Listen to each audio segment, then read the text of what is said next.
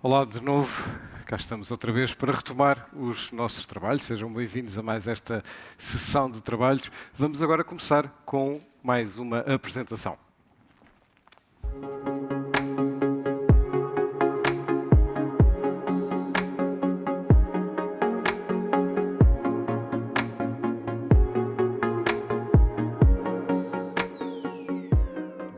Muito bem-vindo. Vamos falar de Zero Trust, sobre a estratégia de Zero Trust. O microfone é seu. Okay, E o palco também. É como vamos embora. Em pé, sentado no púlpito. Eu podia usar auriculares para poder passear pelo palco, mas pronto, começo aqui para ser minimamente bem comportado. Eu, para aqueles que já me conheciam, enfim, aqui dos tempos de Portugal, depois estive no Luxemburgo durante 6 anos, fundei lá uma unidade que talvez estivesse a fazer o Resilient Computing Version 1.0, e depois tive agora um convite, estou lá há quase 2 anos, na Arábia Saudita, nesta Universidade KAUST, que é uma universidade privada, portanto, que lá um compound, portanto, dentro do compound estamos na Europa ou na América, e tem sido uma experiência extremamente interessante. Pediram para partilhar convosco a minha opinião sobre Zero Trust, e, portanto, a minha opinião diz que devemos tomá-la com uma pitada de sal. Brevemente, o centro RC3 tenta abordar estas matérias da Resilient Computing, e eu depois, no fim, explicarei porque é que isso é relevante hoje em dia. No fundo, estamos a falar de Cyber Resilience. E, no fundo, aquela agenda mais interessante, talvez mais cativante do ponto de vista da Cyber Resilience, são os sistemas críticos. Mas estou convencido que, depois de pegar, vai se estender à generalidade dos sistemas, como aconteceu com outras tecnologias no passado. Este boneco, alguns de vocês já o conhecem. Eu tenho usado este boneco durante vários anos. Se me perguntarem o que é que eu sou mesmo sou de sistemas distribuídos. Isso foi uma felicidade na minha carreira, porque depois tudo ficou distribuído, não é? Portanto, ou seja, nós temos uma formação inicial e depois ficamos obsoletos, é assim, não é? Mas não, isto aqui, cada ano que passava, a obsolescência diminuía. E, de facto, este boneco, aqueles, se calhar, com maior poder de observação, veem umas coisas novas, porque é assim, esta interligação intensa e maciça do mundo só tem vindo a aumentar.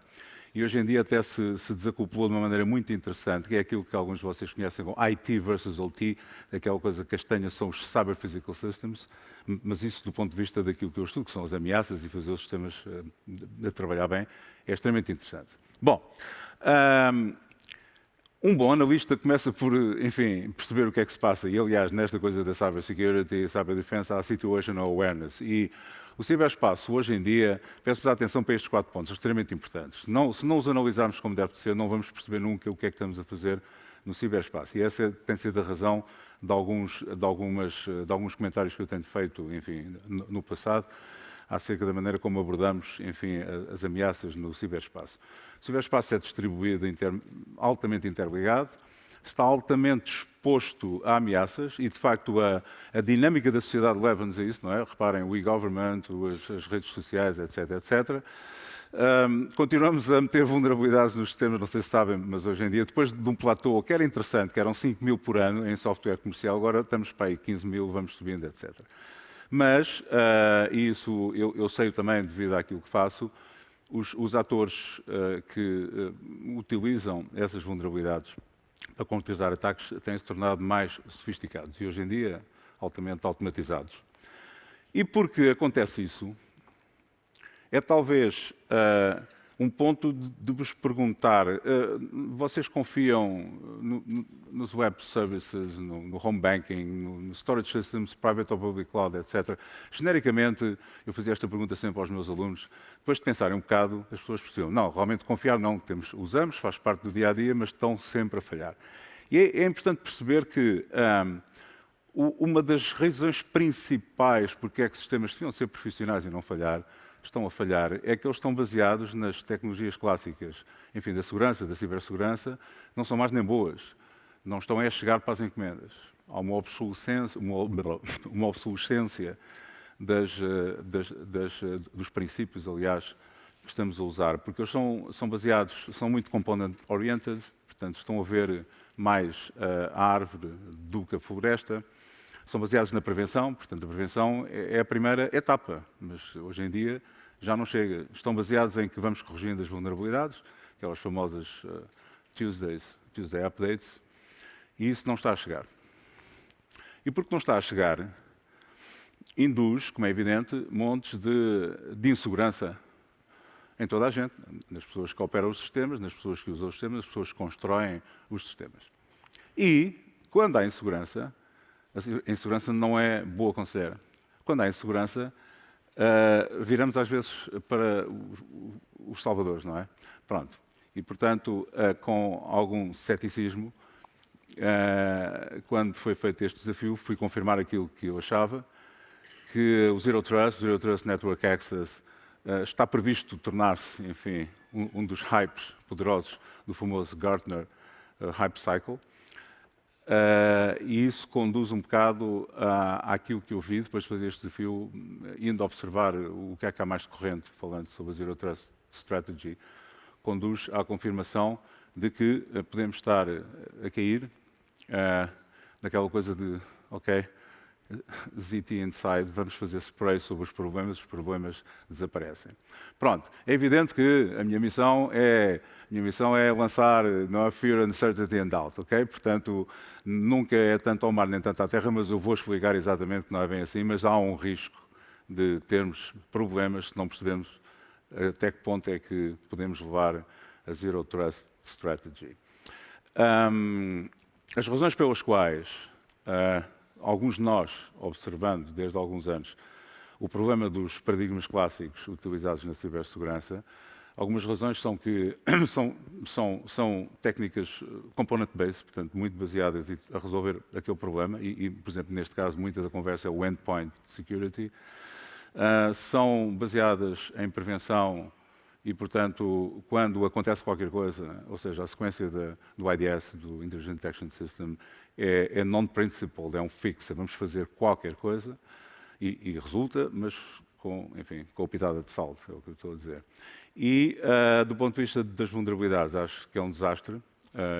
Eu devo dizer que muitos de nós, mesmo eu, quando era mais jovem, dizíamos assim, pronto, a gente faz tolerância a faltas, replicamos e, portanto, não há problema.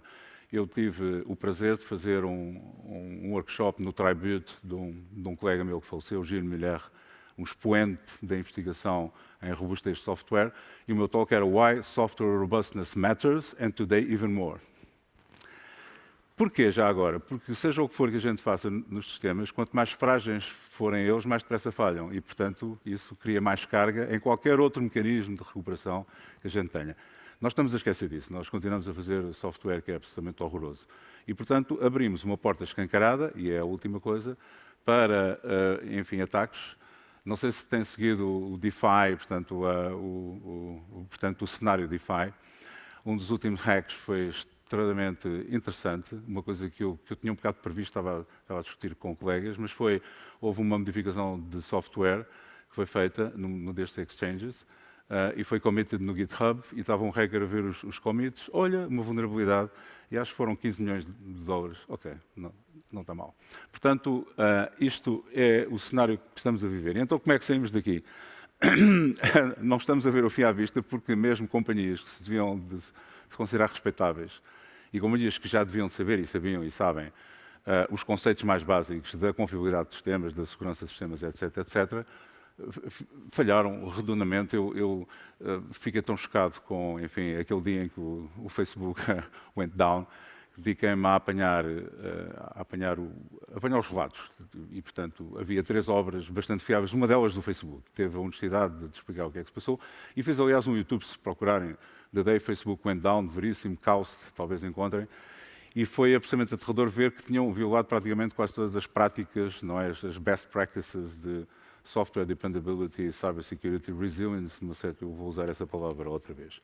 Portanto, estão a ver, ou seja, eu estou a tentar enquadrar onde é que nós vamos chegar numa tal estratégia, não é?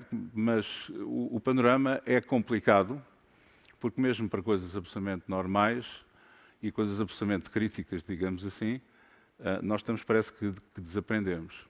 Por outro lado, quando aprendemos, talvez por outro hype, não é? que é a aprendizagem automática estocástica, as Deep Neural Networks, que penso que todos saberão que na inteligência artificial há várias escolas, não é? E as escolas são mais deterministas. A escola velha, mas essa passou de moda. Agora a escola estocástica, em vez de model-based, é que, pronto, metemos muitos dados, muitos, e depois aquilo adivinha sempre o que é que se passa. O problema é que o mundo varia muito. Para certas aplicações, isso consegue-se manter, mais ou menos. Depois também há aplicações, se for recomendação de filmes, que se falhar, falhou, paciência. Há certamente aplicações, são aplicações em que eu me dedico, como, por exemplo, os veículos autónomos, em que não convém falhar. Aquela coisa que está ali a voar por cima daquele carro no canto superior direito, a 5 metros de altura, é um camelo. E se eu telefonar ao Elon Musk, disser, então Elon Musk, então o Tesla nem hesitou. Pá, não há camelos nos Estados Unidos.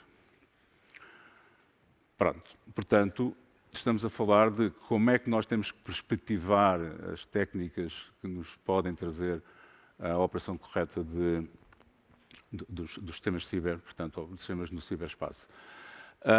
As coisas têm continuado porque, por exemplo, do ponto de vista da privacidade de dados, mais uma vez a perspectiva, eu estou a insistir muito nesta coisa da árvore e da floresta. E, como é evidente, todos nós, e eu, aliás, e algumas pessoas nesta sala sabem, não temos ilusões. Os Estados, as nações têm que se defender e têm que saber defender, e, portanto, há um argumento muito interessante, como é evidente, que é assim, assegurar a segurança do Estado. Se for feita à custa da segurança, privacidade, segurança das pessoas, a gente puxa o cobertor para a cabeça e está para os pés. E, portanto, estas dicotomias são sempre muito interessantes e muito importantes de assegurar. Ora bem, então, de onde é que estes problemas estão a vir? Reparem bem, do ponto de vista agora do trust. Eles estão a vir de princípios errados ou de concretizações erradas. Porque, lembra-se, eu disse, os princípios de cibersegurança clássicos não estão errados. Eles estão lá e sustentaram isto durante muitos anos. Apenas se tornaram obsoletos porque o mundo mudou. Como dizia Keynes, quando o mundo muda, eu mudo o meu modelo. Não é? Pronto. Mas, além disso, as concretizações deixam muito a desejar. E muitas das concretizações viciadas que nós temos encontrado têm derivado da atitude dos humanos. Nós repetimos aquela coisa, para montes das coisas dizem que o insider perpetrator, os ataques inside são e não sei o que mais, mas muitos deles até são coisas que é os empregados, os utilizadores, os alunos, os professores, etc. Eu estou farto disto. Eu quero uma coisa que me facilite a vida. E depois, enfim, fazem mal e fazem erros. Portanto, são estas duas coisas. E é evidente que, quando veio esta onda do Zero Trust, começou assim, não, isto não pode ser, isto é uma bandalheira, isto não é confiar em tudo, não, isto, o unconditional trust does not work, e, portanto, o que temos que começar a fazer é, que giro, ir para o outro lado, desconfiar de toda a gente. Portanto, há aqui qualquer coisa que não bate certo. Quando comecei a ir ver agora, enfim, as últimas especificações, os últimos escritos, etc., parece-me que, no fundo, o que está aqui em causa é como, de anos a anos, isto se passa, é reintroduzir um conjunto de técnicas que já existiam. Pronto. Essas técnicas, algumas até, enfim, deixam a desejar, outras são muito interessantes, estão a resolver problemas, por exemplo, multi-factor authentication, existe como dizem os meus netos, bué de anos, não é? Pronto. Mas quer dizer, como é evidente, a sua usabilidade é qualquer coisa que tem vindo a evoluir, não é? E temos, enfim, companhias que têm vindo a ajudar nisso. Mas essas coisas são da árvore.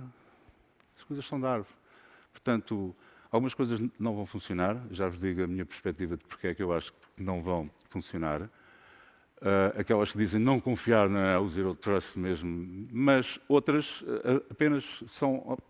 Elas já lá estavam e, portanto, se não tiverem aceitabilidade, não vão funcionar. E eu sou antigo o suficiente para ter tido a honra de conhecer o Jerry Salter e o Mike Schroeder e ter privado com eles em várias ocasiões. Eles estiveram na base do Multics, não sei se, acho que alguém ouviu falar em Multics, não é?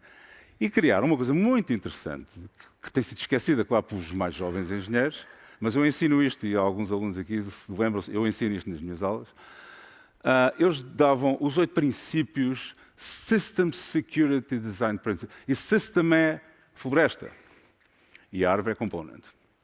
Eles diziam vários nomes máximos, mas diziam Psychological Acceptability. E aquilo era giro, porque eles tinham um sentido de humor fantástico.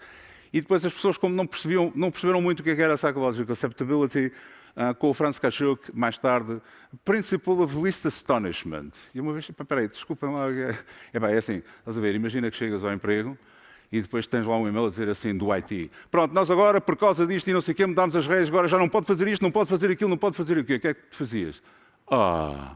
Pois, é isso. E, portanto, todos os princípios que nós introduzimos que não entrem num equilíbrio razoável entre o que nós conseguimos fazer e o que devemos fazer, não chegam lá. Pronto, então agora, sendo mais concreto para vocês, está bem, então o que é que você fazia? Apenas posso partilhar convosco aquilo que eu tenho seguido, enfim, ao longo da minha carreira, que é tomar as coisas, enfim, pronto, com a pitada de sal, no fundo, se quiserem, tomar as coisas com a dimensão correta. Einstein falava acerca da simplicidade. Se falarmos do ponto de vista de trust and trustworthiness, do ponto de vista técnico, a perspectiva de sistemas e uma perspectiva de dependability, de resilience, é que trust to the extent of a component's trustworthiness, not more, not less. Se confiarem demais, vai haver um problema, vão ser atacados. Se confiarem de menos, alguém vai ficar farto daquilo e vai arranjar outra coisa, vai inventar outra coisa. The Employees IT, não é? Um escrito sobre The Employees IT. Pronto, portanto, e neste pequeno paper que eu escrevi há uns anos, sei lá, 2008 ou assim, 2006, eu tentava explicar exatamente porque é que, tecnicamente, temos que ter uma visão sistémica e usar a confiança à medida do que podemos confiar. E isso quer dizer que, por exemplo, não deve acontecer, como está agora a acontecer, infelizmente, na minha universidade, que começou a seguir o Zero Trust, etc. E eu agora, se estiver numa rede de fora, mesmo que tenha uma VPN, se estiver a ver correio no meu Thunderbird, durante o dia tenho que me logar algumas 20 vezes. Porque que sabemos lá se é o professor que está lá ou alguém, etc, etc. Mas se formos a ver, se calhar algumas daquelas pessoas fazem transações bancárias no smartphone e recebem o OTP no mesmo smartphone e confirmam a transação. Porquê? Porque estão a ver a árvore, não estão a ver a floresta. Bom, então, dado que o equilíbrio é que resulta, quero partilhar agora, no fecho, com vocês, eu disse que não me ia alongar muito, alguns pedaços daquilo que eles estiveram cá o ano passado, lembram-se que foi acerca de resiliência. E, portanto, quero partilhar convosco que, de facto, o que estamos aqui a falar é uma visão sistémica que não pode ser estática, que tem que ser evolutiva, que tem que se adaptar à mudança, e tudo isso é Cyber Resilience. Este é o meu grupo dentro do centro que eu estou, e que usa este mantra, Resilience is the Cybersecurity of the 21st Century. No fundo, visa dizer assim, as técnicas de cibersegurança clássicas são muito importantes, têm que continuar lá a estar, mas têm que ser irmãs, se quiserem, com técnicas de confiabilidade, de dependability, safety, fault tolerance, etc. E, como é evidente, técnicas de inteligência artificial e aprendizagem. Neste caso é muito interessante, nós temos feito algum trabalho sobre o bom uso da inteligência artificial e, sobretudo, da aprendizagem automática, do machine learning, na feitura de sistemas críticos e também o bom uso de técnicas de resiliência para tornar essas técnicas de machine learning mais resilientes, pronto, enfim. Estamos a descobrir coisas muito, muito, muito interessantes, porque, e volto a dizer-lhes, cada grupo de técnicas cumpre a sua função.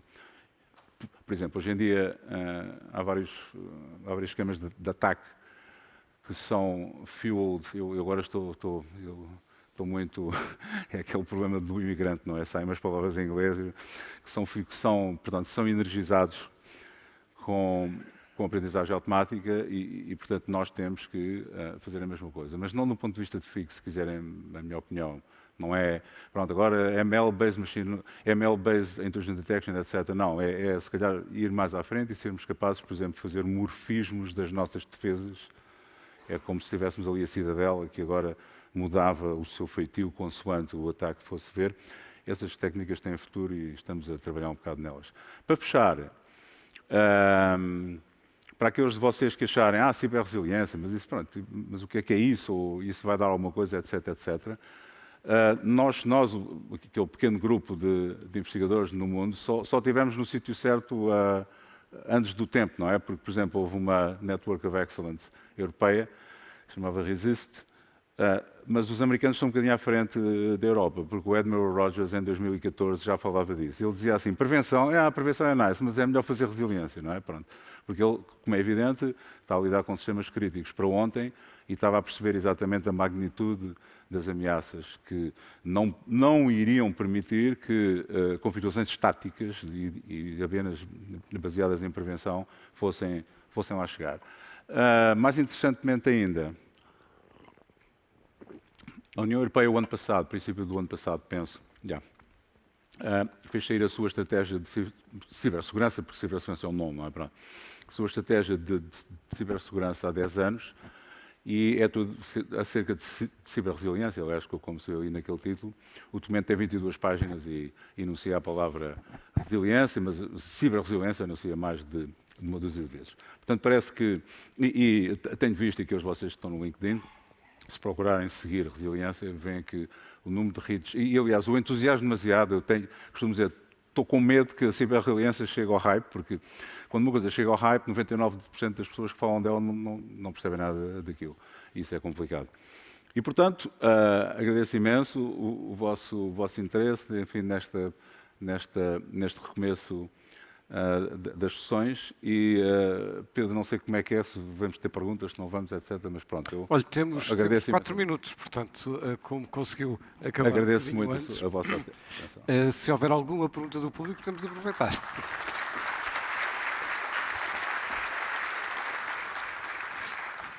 Se quiserem aproveitar este poder de concisão que aqui foi conseguido, temos aqui 3, 4 minutos. Alguém quer colocar uma pergunta? Peço que seja uma pergunta curtinha, em benefício do tempo útil.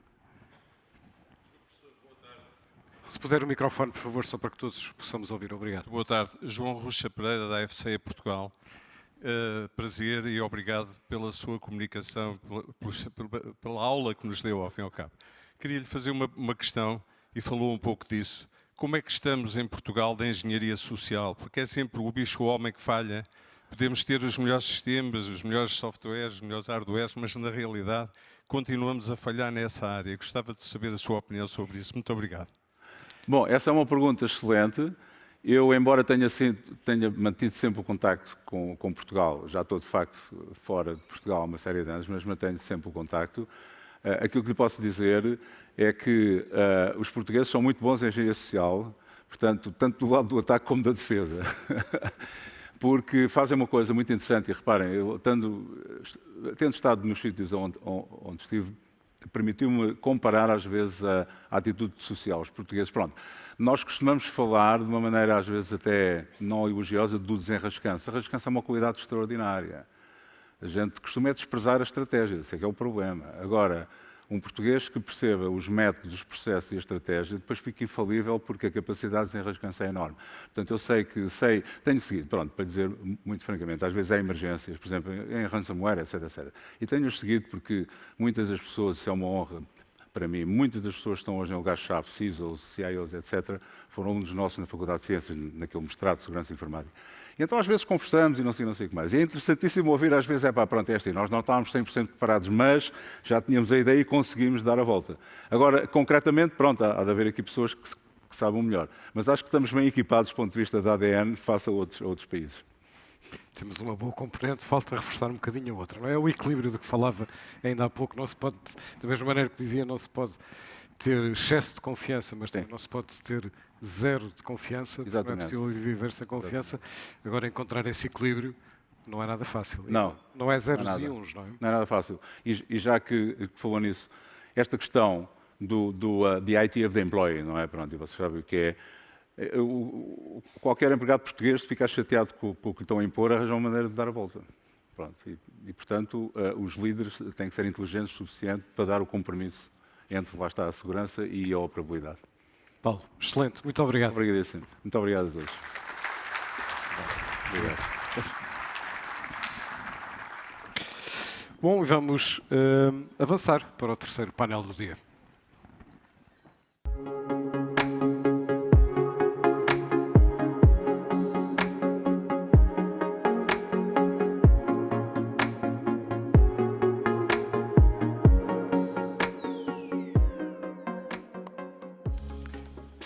E vamos falar de cibersegurança nas autarquias e eu convido a subir ao palco os nossos convidados, começando pelo nosso anfitrião, Carlos Carreiras, do município aqui de Cascais.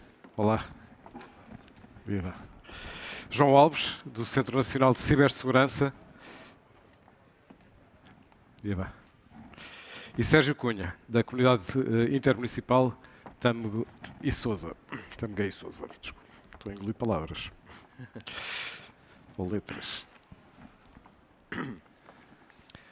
Bom, boa tarde, obrigado e sejam, enfim, assim não lhe digo, seja bem-vindo, eu é que sou bem-vindo, suponho eu, aqui a esta sua magnífica terra. E vou começar por si, Carlos Carreiras. Ontem fez aqui na abertura, na sessão da abertura institucional da CIDEIS, lançou vários alertas sobre o nível de dramaticidade em que efetivamente estamos e que muitas vezes é desconsiderado como se fossem filmes de ficção, mas não são. O que lhe pergunto é de que maneira é que as autarquias estão e devem olhar e agir em função de ameaças tão concretas e tão emergentes no espaço da cibersegurança. Bem, muito boa tarde. Vai-me permitir, antes de mais, fazer uma primeira nota, que não é mais do que uma declaração de interesses. E essa declaração de interesses tem a ver com o facto de terem aqui à vossa frente alguém que não é de todo especialista em cibersegurança. Portanto, pode parecer uma antítese. Também se tem à vossa frente um nativo digital que, embora faça um esforço grande para acompanhar as tendências, também não é de todo um especialista. Mas tem alguém que tem a noção, como ontem aqui já referi, que a segurança das nossas populações não se joga só nas ruas, no espaço público, mas cada vez mais também se joga no ciberespaço.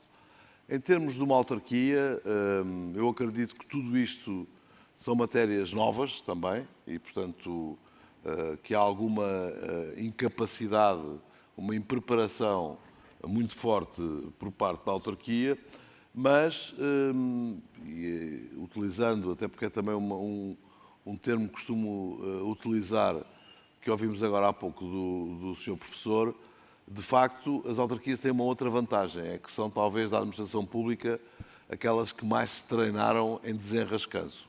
Não é? Portanto, ou seja, temos que nos desenrascar porque os problemas estão próximos, as pessoas estão, como eu costumo dizer, não me faltam clientes, logo de manhã eu tenho uma série de clientes à porta da Câmara e por isso temos vindo a tentar criar basicamente almofadas para nos prepararmos para os choques que vamos sofrendo. Isso leva a necessariamente criar métodos para diminuir o risco, sem contudo aproveitarmos as oportunidades que todo este novo mundo nos traz via digital. E por isso, desde a criação do ROSM, o ROSM numa autarquia é o regulamento dos serviços municipais, até quem define a própria estrutura técnica da autarquia e, portanto, neste momento temos uma unidade orgânica específica para cibersegurança.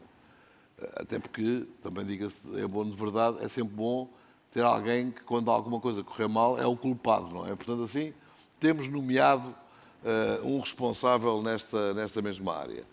Qual é que é o nosso grande problema? E esse eu penso que é um problema mesmo a nível nacional, é a escassez de profissionais disponíveis nesta área, ainda para mais, estando a competir diretamente com o setor privado, nós não temos as mesmas condições que o setor privado tem, nomeadamente a nível remuneratório, e portanto há aqui uma desadequação muito grande e neste momento nós estamos a viver exatamente este problema porque estamos à procura, enfim, aproveito quase para fazer aqui uma sessão de divulgação, de recrutamento, mas de facto este hoje em dia é um problema que é das autarquias, mas que penso eu que também não deixa de ser do próprio Estado Central.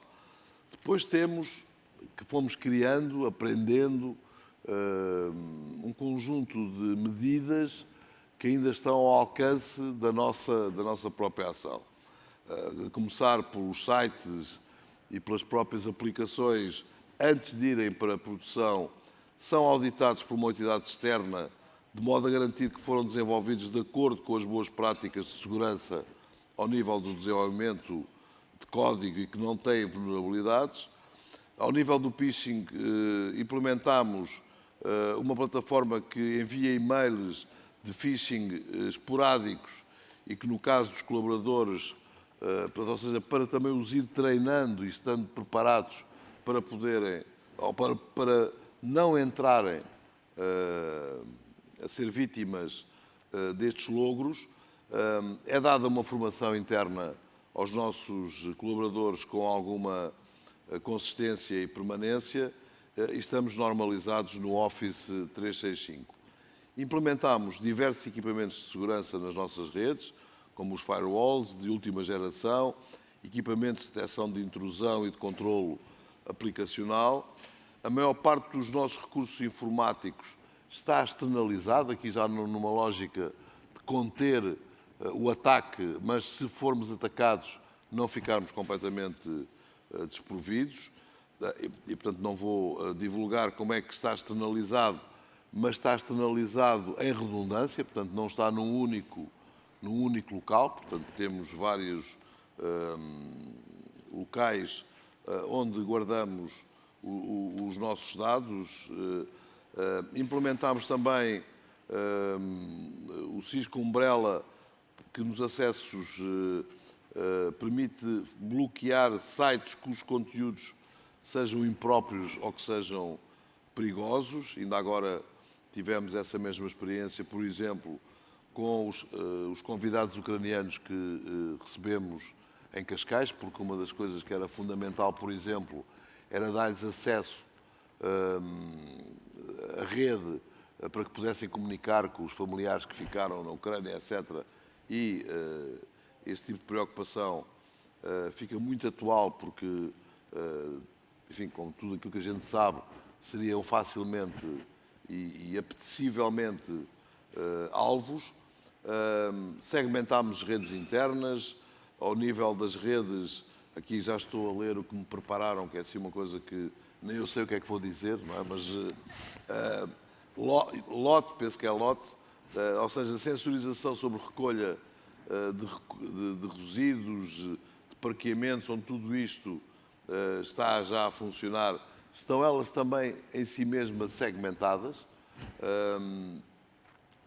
E ao fim e ao cabo termos a noção de que estamos a fazer uma fortíssima aposta a nível daquilo que eu acredito que seja a possibilidade de uma melhoria substancial de serviço, de prestação de serviço às populações, que passa pela chamadas Smart Cities, mas que nos deixa expostos em muitas e de uma forma muito diversificada em relação a eventuais ataques, porque não temos só, antigamente a Câmara tinha só aquela porta dos passos de conselho, não é? E portanto quem nos quisesse atacar sabia que era por aquela porta. Nós neste momento temos uma diversidade de portas de entrada em que podemos ser de facto atacados e é nesse sentido que tentamos proteger ao máximo essas mesmas portas, porque nos passos de conselho é fácil, nós pomos lá uma empresa de segurança e essa empresa de segurança protege a porta. Nestes casos em concretos não dá para colocar, nem teria nenhuma eficácia, colocar segurança física em todas estas portas de entrada. Mas o nosso maior problema neste momento, de facto, é encontrar profissionais que nos possam ajudar, que se possam ir atualizando para que estejamos mais preparados. Só terminava com uma ideia que me parece absolutamente fundamental e ainda estamos a tempo, a meu ver, de a desenvolver. Nós hoje todos colocamos e todos temos a noção clara desta guerra em que estamos envolvidos, ou pelo menos que estamos expostos nesta mesma guerra. E nós temos hoje em dia, enfim, e já há muito tempo, felizmente, o Estado-Maior do Exército, o Estado-Maior da Força Aérea, o Estado-Maior da Armada. Eu penso que nesta matéria da cibersegurança está na altura de nós também termos um Estado-Maior. Porventura, com uma arquitetura organizacional diferente, porque naturalmente tem outras particularidades, mas nós temos que ter algo que nos salvaguarde ou que prepare o país, já não numa preocupação a nível da administração local só, mas numa preocupação a nível nacional, que nos prepara para estarmos neste novo mundo que está a nascer e que se está a desenvolver, e por isso mesmo era uma ideia que eu deixava aqui, era que isto fosse assumido do ponto de vista estratégico, utilizando as palavras também do Sr. Professor há pouco, é que nós não fiquemos só no desenrasque, mas tenhamos uma estratégia, tenhamos uma organização que defina bem os procedimentos, defina também a forma de atuar de forma hierárquica, e isso para mim acho que é já urgente. Ainda não é emergente, mas é uma urgência. E o que eu temo é que um dia destes seja de facto uma emergência, e é aí que nós não queremos chegar. Fica essa ideia. Aliás, nos Estados Unidos já, enfim, não é bem o chefe do Estado-Maior, mas já há um posicionamento estratégico, se quisermos, na própria estrutura organizacional do Estado, que tem, aliás, tem ganho grande relevância agora com a guerra na Ucrânia, tem grande visibilidade, a necessidade e a ação. Sérgio Cunha, fale-nos da sua experiência. Bom, a minha experiência é ao nível supramunicipal, portanto, é ao nível de uma comunidade intermunicipal.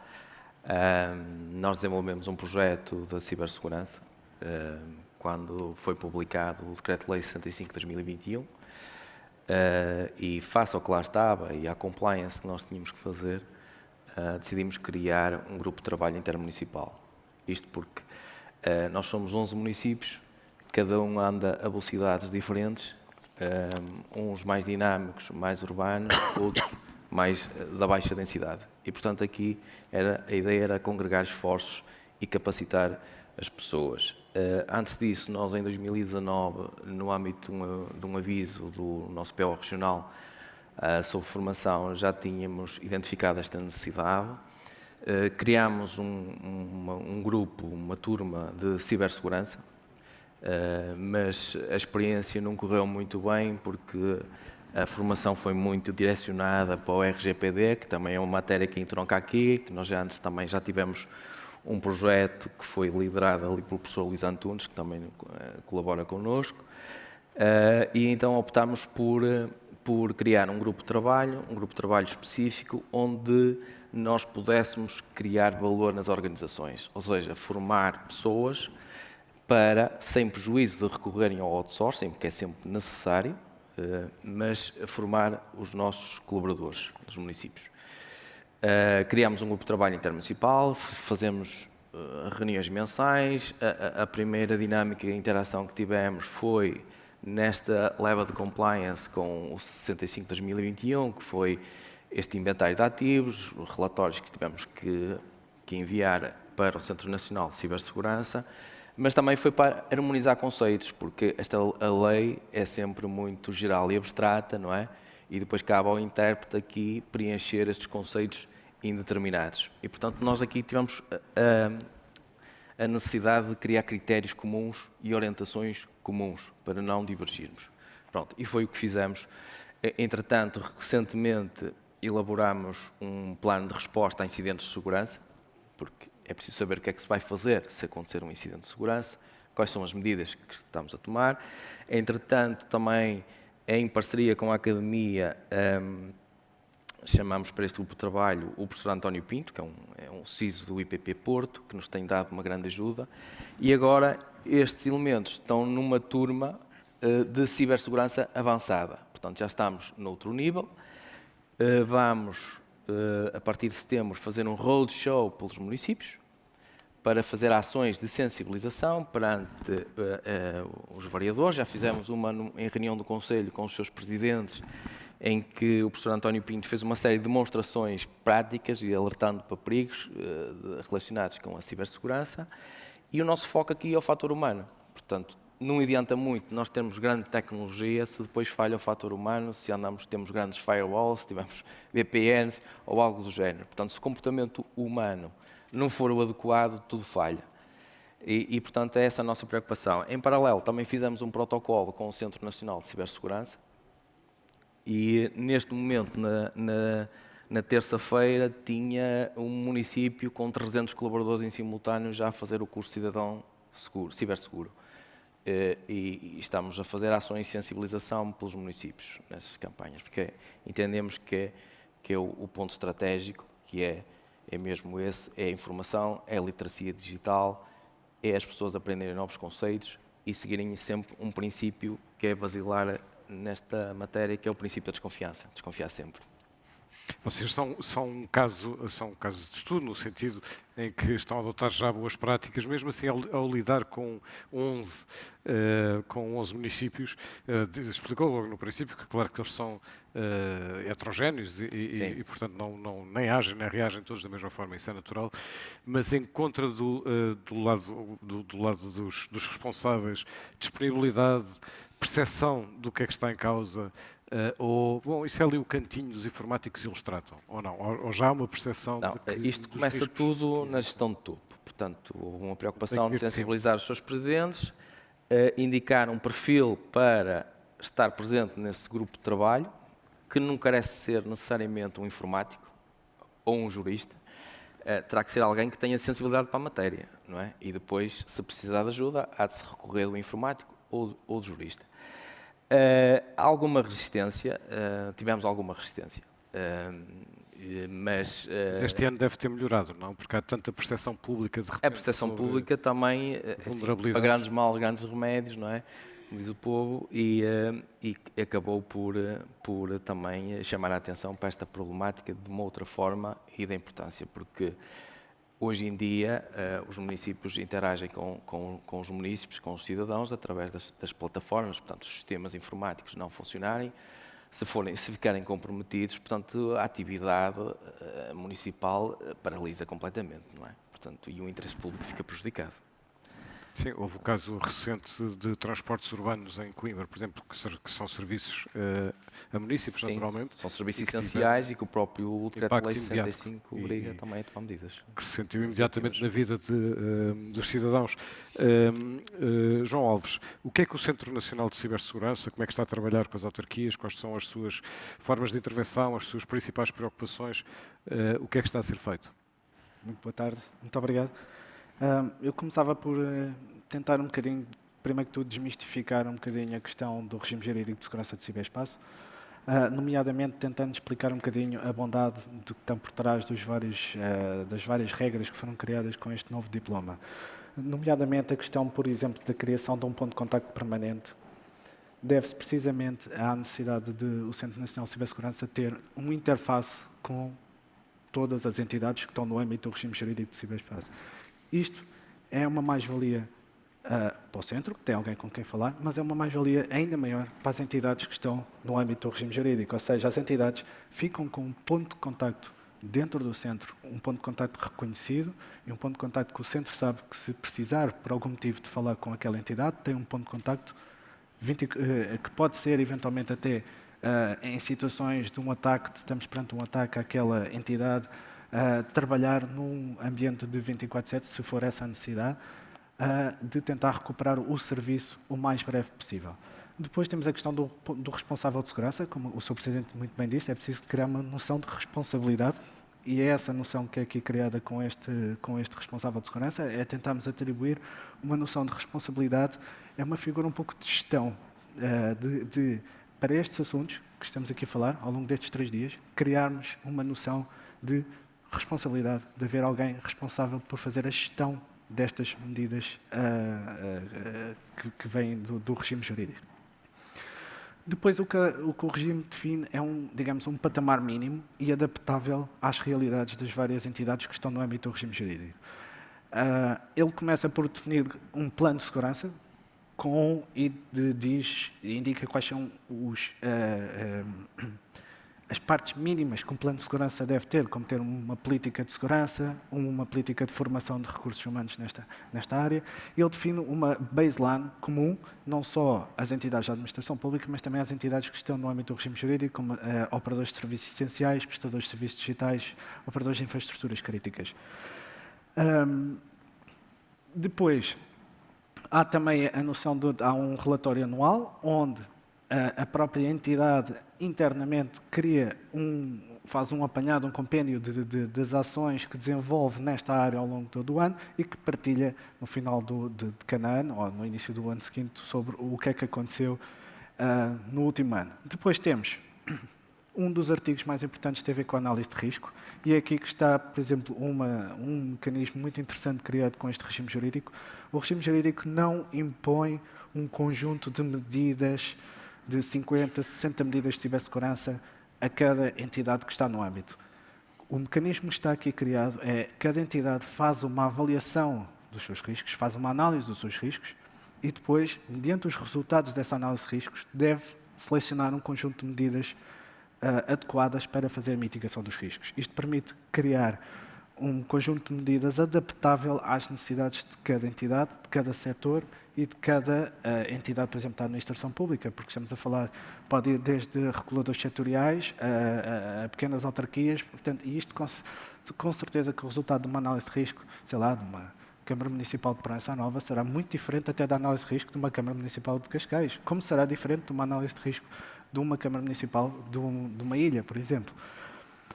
Depois a lei também define algumas obrigações de notificação de incidentes, mas isso é precisamente para podermos apoiar as entidades a recuperar de um incidente que estão a ter, ou seja, há um serviço que parou de funcionar.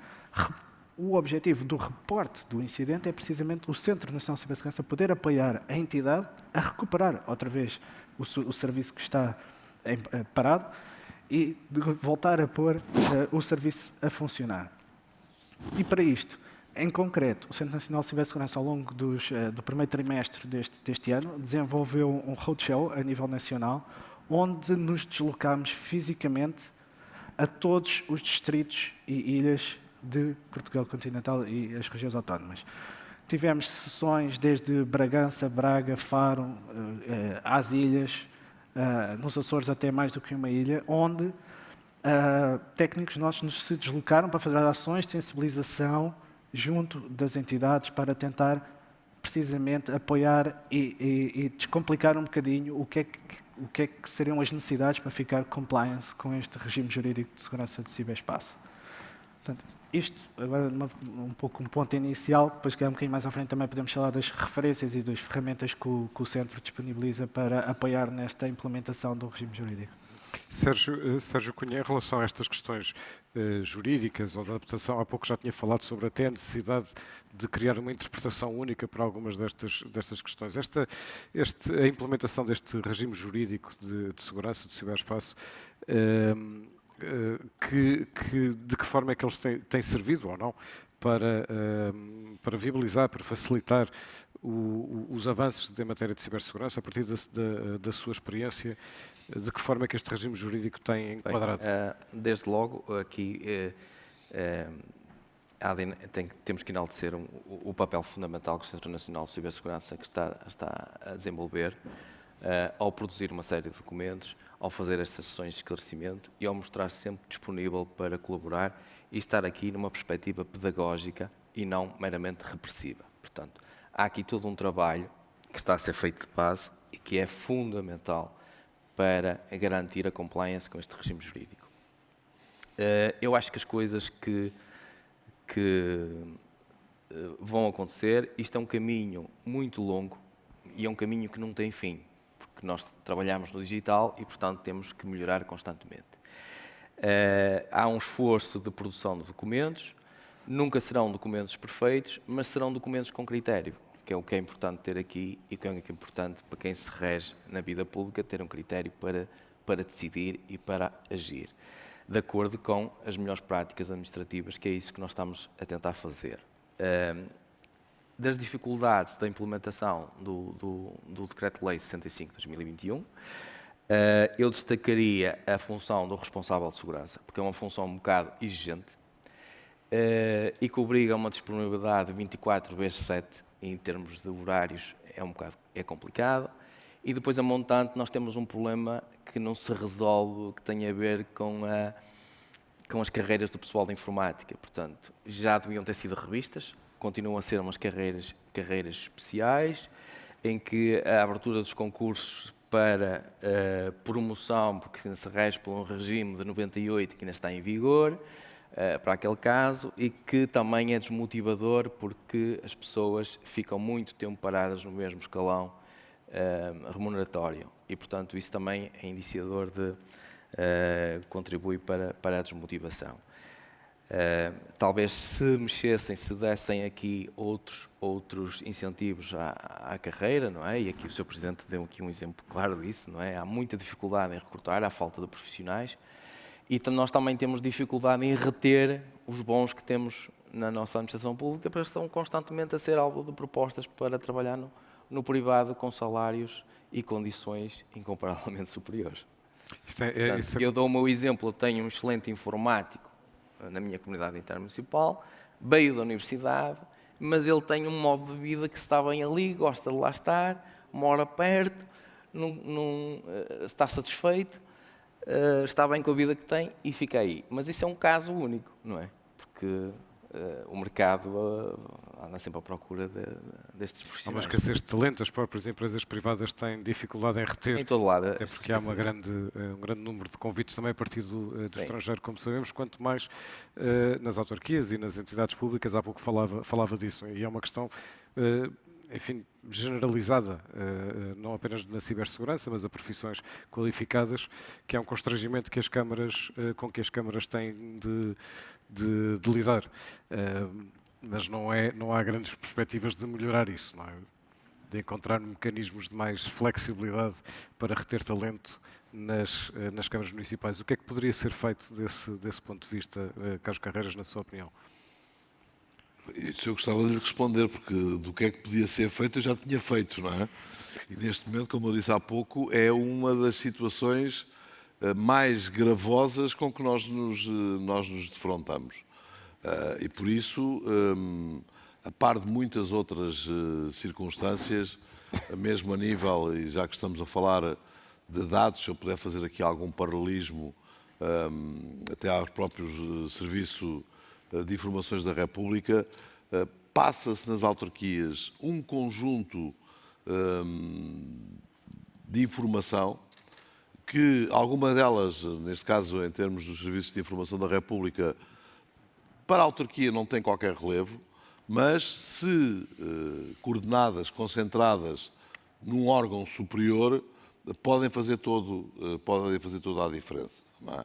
E, portanto, aqui era aquela sugestão que eu deixava, enfim, de termos o tal, se consideramos que isto é um dos ramos dentro de uma política de defesa nacional, e hoje já percebemos que podemos estar a falar mesmo em matérias de defesa nacional, então termos algum organismo, porque depois a questão já não é só saber dos próprios recursos, é quem é que me certifica que aquele recurso é um recurso bom. Não é? Sabendo nós, por exemplo, foi uma das áreas que tentámos procurar, foi junto de entidades da administração central, neste caso, em concreto, era na Polícia Judiciária, tentar recrutar alguém. Mas aí tenho um contacto a dizer não me leve porque eles não podem ir, porque não os alicio porque eles não podem ir, porque também são detentores de outro tipo de informação que não podem ser, enfim, que não podem ficar, que nós não os podemos disponibilizar. Portanto, aqui era a começar até por alguém que pudesse fazer esse recrutamento de uma forma mais geral, que o certificasse para que a autarquia tivesse uma bolsa a quem pudesse recorrer para solver as suas próprias necessidades. João Alves, e do ponto de vista até de câmaras de municípios mais pequenos, que têm ainda mais restrições do ponto de vista quer de recursos humanos, quer de recursos financeiros, como é que se poderiam talvez até organizar entre si para fazer face a estas necessidades? Que caminhos é que podem ser apontados? Não, eu isso aí penso que é uma boa experiência. A CIM agrega 11 municípios, tanto quanto eu entendi. Isso é um outro problema que Portugal tem, não vou estar agora aqui a discuti-lo. Não sei se esses 11 municípios, quanta população representam. 408 mil. 408 Segundo os mil. últimos censos provisórios. Portanto, aqui na área metropolitana, isso são 2 municípios. Não é? Portanto, ou seja, e aqui só há uma hipótese mesmo, é de fazer esta junção, de criar escala para poder estar mais apetrechados para encontrar soluções e respostas. E, portanto, aqui eu acredito que as CIMs são, de facto, uma boa ferramenta para ajudar a resolver alguns problemas que cada um dos 11 per si iria ter uma dificuldade enorme, para não dizer quase ter uma impossibilidade, porque não conheço em pormenor cada um dos 11, mas certamente nos 11 haveria alguns que não tinham mesmo capacidade nenhuma para poder encontrar resposta. Confirma, não é? Confirmo. Claro. Nós temos uma disparidade. Temos um município com maior população, que é Penafiel, tem perto de 80 mil, e o mais baixo é Rezende, que fica ali na baixa densidade com 9 mil habitantes. Portanto, João Alves, qual é a sua perspectiva? Sim, uma das soluções é precisamente aqui apoiar, o Centro Nacional de Cibersegurança tem trabalhado com algumas CIMs, no sentido de apoiar, de dar formação e também de fornecer até alguma formação específica a nível dos referenciais e ferramentas que o Centro Nacional de Cibersegurança tem desenvolvido ao longo dos últimos anos, como por exemplo o Quadro Nacional de Referência, o Quadro de Avaliação, o Roteiro de Capacidades em Cibersegurança, são tudo ferramentas que com o objetivo de apoiar as entidades com menos maturidade ao nível de cibersegurança a se capacitarem, a mostrar-lhes o roteiro, por exemplo, mostra um caminho em como é que eles podem ir do nível 0 a um nível 5, o que é que deve ser feito com uma espécie de checklist, se eu quiser passar para o nível 2, o que é que eu tenho que fazer. Existe, por exemplo, também o Cyber Checkup, que é uma ferramenta disponibilizada pelo Centro Nacional de Cibersegurança de avaliação da segurança que as entidades podem utilizar. Ele avalia relativamente ao referencial do Quadro Nacional de Referência de Cibersegurança, produz um relatório final e esse relatório final pode ser usado até como uma espécie de caderno de encargos, mesmo que o município não tenha recursos internos, pode claramente com aquele relatório chegar ao pé de uma entidade e dizer: eu preciso de implementar isto, ou preciso para este domínio passar deste nível para este nível, porque o município assim o exige.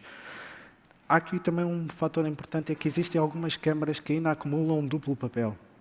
Alguns municípios são ainda um operador de serviço essencial, por exemplo, porque em Portugal, por exemplo, o modelo de negócio da distribuição de água potável em muitos municípios está assente também nas câmaras municipais, ou seja, há aqui câmaras municipais que estão no âmbito do regime jurídico de segurança de ciberespaço por serem a administração pública, mas também por serem operadores de serviços essenciais no setor da distribuição de água potável. E posto isto, existe, portanto, este conjunto de ferramentas e referenciais, e existe também os cursos que vão ser lançados pelo Centro Nacional de Cibersegurança ao longo dos próximos meses, onde os municípios podem enviar os seus técnicos para requalificá-los, para ganhar competências técnicas nestas matérias de cibersegurança, e aqui estamos a falar mesmo de competência técnica relativamente aqui a algum destas novas regras, como por exemplo saber fazer bem uma análise de risco, saber fazer bem uma notificação de incidente. Uma notificação de incidente é importante que seja bem feita para que o centro possa apoiar desde o minuto zero do ataque a entidade a recuperar o serviço. Por exemplo, a questão de fazer uma boa identificação da lista dos ativos essenciais é fundamental, e a sua comunicação ao Centro Nacional de Cibersegurança. O Centro Nacional, com essa base de informação que tem, pode, fruto da sua participação em redes internacionais, como a Rede Europeia de C-Certs, a Rede Ciclone, pode ter conhecimento, por exemplo, de uma vulnerabilidade num certo software ou num certo hardware, e consultando aquela lista, pode contactar via o tal ponto de contacto permanente diretamente as entidades, o conjunto de entidades que usam uma determinada versão de um determinado software e alertá-los que apareceu uma nova vulnerabilidade com aquele equipamento ou com aquele software. Portanto, são estas as várias iniciativas, um forte destaque e apoio na questão da formação, que vamos desenvolver nos próximos meses, e todas estas ferramentas, e incentivar o uso de todas estas ferramentas e referenciais que estão disponíveis gratuitamente no site do Centro Nacional de Cibersegurança. Podem utilizar, podem experimentar, podem fazer uma avaliação da vossa entidade. Até esta avaliação pode ser feita até por equipes não especializadas. O quadro nacional de referência foi escrito até de uma maneira de poder ser utilizado por auditores não especialistas em tecnologias de informação, porque ele, para cada regra, identifica um conjunto de evidências. Ou seja, se for uma equipe com prática em realização de auditorias, pode montar uma auditoria interna com base naquela informação e pedir ao Departamento de Sistemas de Informação, aos vários departamentos que utilizam estas tecnologias, pode pedir, eu quero exatamente isto e isto e isto, e ele tem evidência para lhe mostrar ou não tem evidência para lhe mostrar. Ou seja, pode eventualmente conduzir até auditorias internas de preparação a estar compliance com o regime jurídico de segurança de ciberespaço. No final, a utilização destas ferramentas dá, no limite, um caderno de encargos sobre as necessidades que a entidade tem para poder eventualmente ir ao mercado e suprimir essas necessidades. Há pouco dizia que Carlos Carreiras falava sobre o paradoxo de quanto mais smart, mais expostos. Não é? E, portanto, das várias portas que se abrem a intrusos e da dificuldade de lidar com elas. Conte-nos, partilhe connosco quais são os principais projetos em que estão a avançar do ponto de vista de Smart Cities e depois, claro, de que maneira é que entra a cibersegurança aí, mas gostava de perceber melhor os vários projetos, há pouco falou já num ou dois, da forma como Cascais está, para usar as suas palavras, a melhorar e a tentar fazer melhorar a qualidade de vida dos municípios. Bem, o território é um captador de informação por excelência. Essa informação permite-nos a nós não só fazer uma melhor gestão de recursos, e todos sabemos da absoluta necessidade de gerir bem os recursos, porque eles são escassos sempre, e por isso vai desde áreas como a área da mobilidade, mas para a área dos resíduos sólidos urbanos. Não é indiferente eu ter um sistema inteligente no meu sistema de recolha de resíduos, porque isso pode-me poupar vários milhões anuais, vários milhões de euros, porque vou só recolher todos os nossos, a contentorização, neste momento já tem esses mesmos indicadores. O problema surge depois neste equilíbrio que passa por eu ter interesse e ser eficaz e rentável eu recolher essa informação. Por exemplo, a nível do trânsito e da mobilidade, isso é absolutamente extraordinário. Se uma cidade estivesse completamente inteligente, nós conseguiríamos reduzir muito as filas de trânsito, o tempo que se perde nessas mesmas filas de trânsito, conseguíamos orientar, ou seja, quase termos um WISE conselho, passa publicidade. Portanto, agora, depois confronta-se com quem tem acesso a esta informação, isto é outro dado que se tem que confrontar. Muitas das vezes eu chego à conclusão de que estamos a caminhar para um sistema que já eu ponho em dúvida se já é completamente democrático ou não. Isso na perspectiva de quem tem acesso a essa informação oficial, legal, legítima, até que ponto é que tem uma vantagem de tal forma acentuada do ponto de vista democrático na disputa, no combate eleitoral em futuras eleições, porque de facto a oposição não dispondo dessas mesmas informações. Mas estamos a evoluir nesta mesma base, por exemplo, questões muito ligadas hoje em dia nós temos aqui o Conselho de Cascais, 1/3 do Conselho é parque natural, portanto precisa de ser protegido, lá está, precisa dos tais sistemas de prevenção, e agora estamos a montar todo um sistema de câmaras, porque se sabe, enfim, isto é, ignições existem sempre, portanto faz parte da própria natureza, mais aquelas que são provocadas por quem ataca o parque natural, e o sucesso está no tempo que medeia entre a ignição e o ataque a essa mesma ocorrência. Portanto, neste momento nós estamos a instalar câmaras de videovigilância. Hoje também, do ponto de vista da tecnologia, está muito desenvolvido nesta matéria. Portanto, temos capacidade temos capacidade ao minuto, ao segundo, de saber que há uma ignição. Isso facilita muito, tendo um sistema organizado para que os nossos corpos de bombeiros imediatamente se desloquem e deem conta disso. E, portanto, há de facto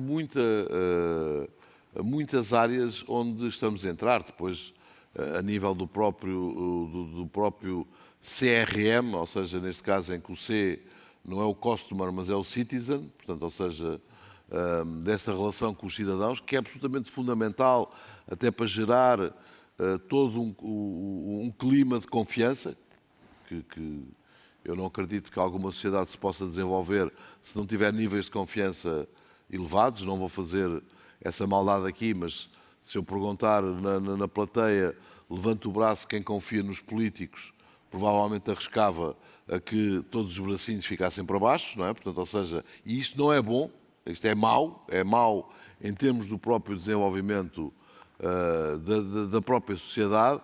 Portanto, temos muitos passos pela frente para dar, tendo em conta e contrabalançando estas duas preocupações. Quer dizer, já não é só uma preocupação entre abrir mais portas, porque isso permite-me prestar um melhor serviço, mas ao mesmo tempo aumenta-me o risco, mas também esta contrabalanço em salvaguardar níveis de oportunidade iguais para o exercício democrático que tem que haver nas nossas sociedades. E só para terminar, uma questão, por exemplo, que me faz espécie. Já passou, ou seja, antes da guerra da Ucrânia, todos vivemos a COP26, as alterações climáticas, era um drama a nível global. Não é? Parece que isso hoje temos o problema das alterações climáticas resolvido, tudo aquelas discussões à volta da COP26, enfim, estão também elas próprias já esclarecidas, e não estão. Não é?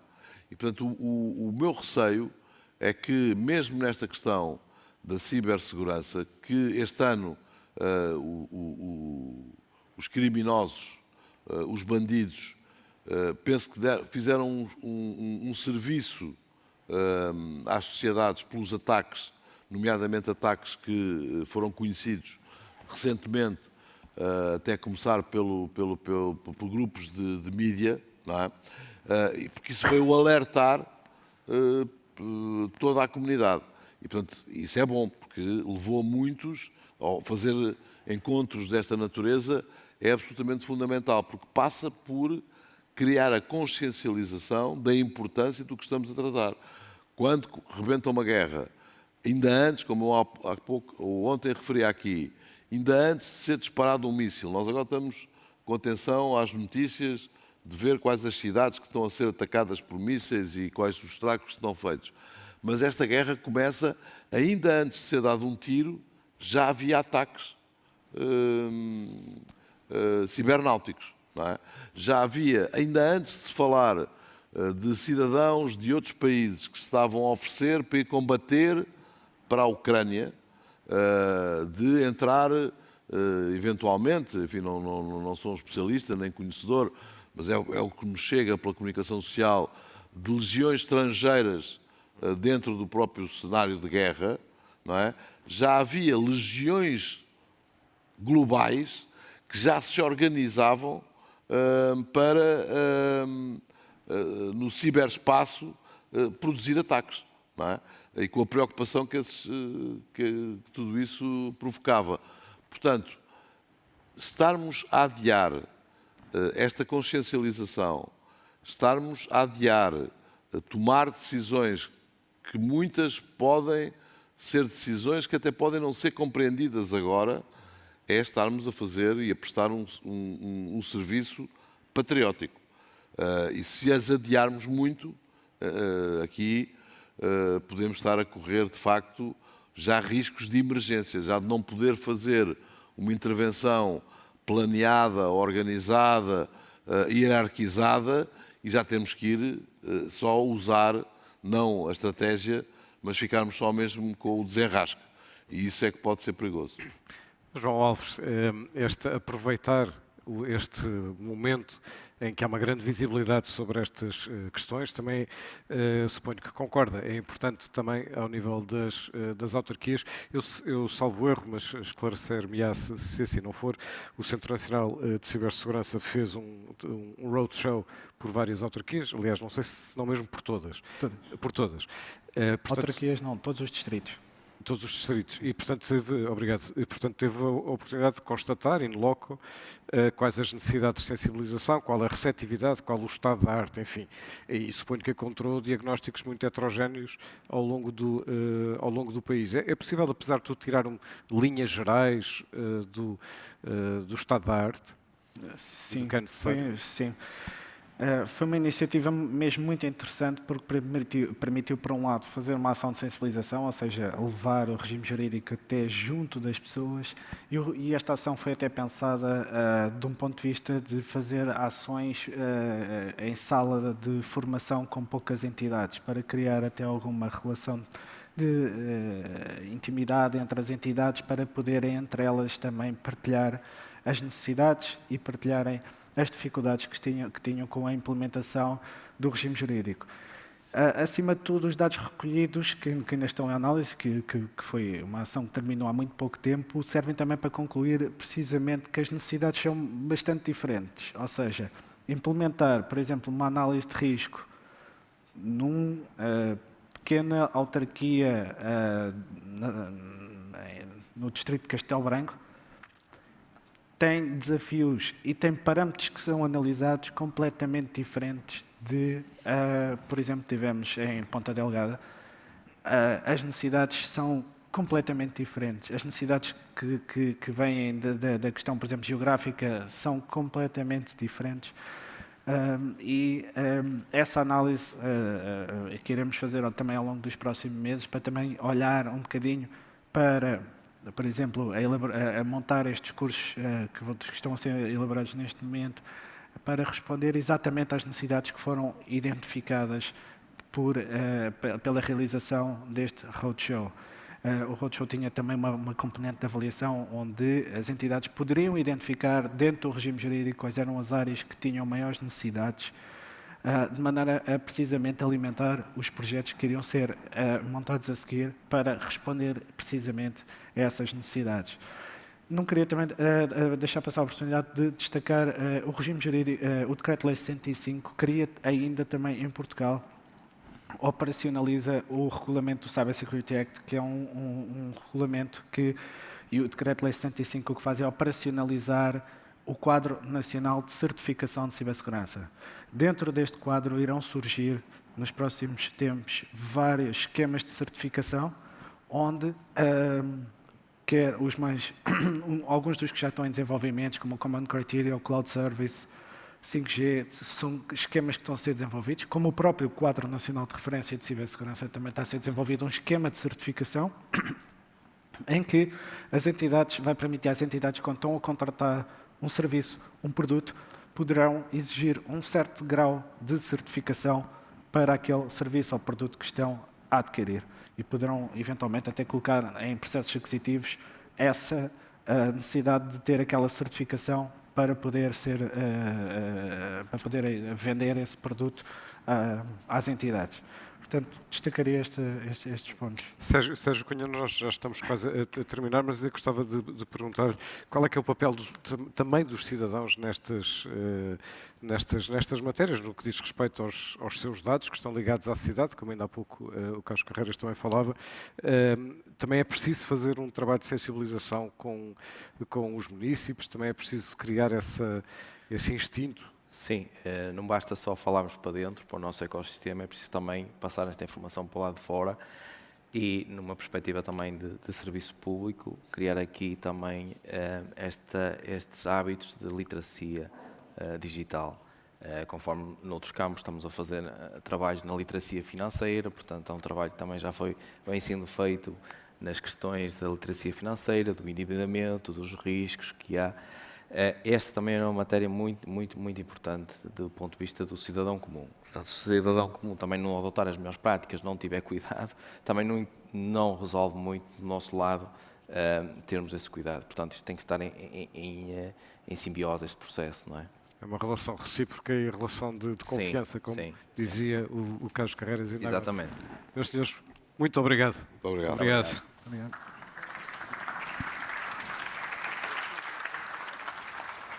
Bom, e nós voltamos a seguir a um breve intervalo. Até já. Obrigado. Obrigado.